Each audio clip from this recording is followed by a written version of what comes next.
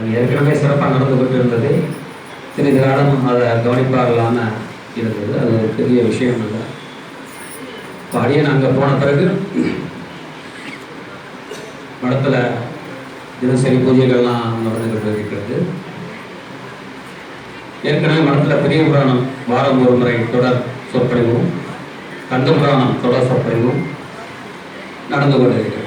அடியன் வந்த பிறகு திருவாசகம் முற்போதல் மாதம் ஒரு முறையும், சைவ சித்தாந்த வகுப்பு மாதம் இருமுறையும் வகுப்பு நடைபெற்றுக் கொண்டிருக்கிறது. அடுத்து திருமுறை பாராயணமும் தேவார தொடர் சொற்பொழிவும் ஏற்படுத்த முயற்சி பண்ணி கொண்டிருக்கிறோம். அது குருவரும் திருவருளும் கூடி வரும். உங்களிடத்துல ஒரு விண்ணப்பம்னு வச்சுக்கோங்க. விண்ணப்பம் கூட சொல்லக்கூடாது, இருந்தாலும் சொல்லுவேன். இவ்வளவு பெரிய மனம் நம்ம முன்னோர்கள் எதற்காக ஏற்படுத்தினார்கள் என்று யாருக்கும் சரியா தெரியாமல் போயிடுச்சு. முன்னாடி இருந்தவங்களாம் அது மக்கள் பெரும் புலவர்கள், சைவத்துக்கும் தமிழுக்கும் அவ்வளவு ஆற்றிய பணிகள்லாம் நிறைய இருக்குது. அந்த மடத்து மூலயமாவும் அங்கே வந்து சன்னிதானங்களும் நிறைய பண்ணியிருக்காங்க. நம்ம சமுதாய பெரும்பாலும் நம்மளுடைய புலவர் பெருக்களும் அறிஞர் பெருமக்களும் இருந்து நம்ம மடத்தை ஊக்குவித்தார்கள், செயல்பட உதவும் புரிந்திருந்தார்கள். காஞ்சிபுரத்தை பொறுத்தவர்களுக்கு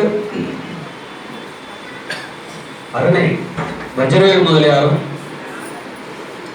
சைவத்துக்காக நம்ம பெரும் பங்காற்றியிருக்காங்க. அவருடைய தவப்புதல்வர் முனைவர் பாலராவாயன் வைத்து தான் நம்ம சைவ சித்தாந்த வகுப்பு நடைபெற்றுக் கொண்டிருக்கிறது.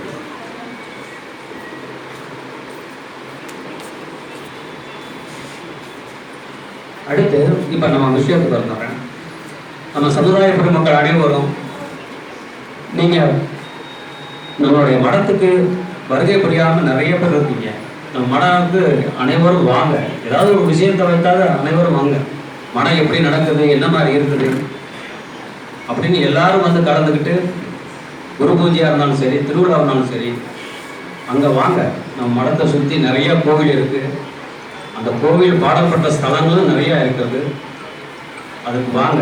அங்க சைவமும் தமிழும் வளர்வதற்கு நிறைய விஷயங்கள் பண்ணி கொண்டு வருகிறோம். அதெல்லாம் கலந்துக்குங்க.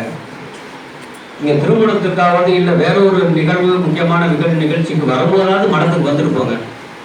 இதற்காக வரலைனாலும் வேற விசேஷத்துக்கு வந்தீங்கன்னா நம்ம சமுதாய பெருமக்கள் அனைவரும் மடத்துக்கு வர மாதிரி இறைவன் அருளால் உங்களை கேட்டுக்கிறோம். எல்லாரும் வாங்க. சரி, அடுத்து வந்து நம்மளுடைய இந்த சேக்கிழார் வம்சம்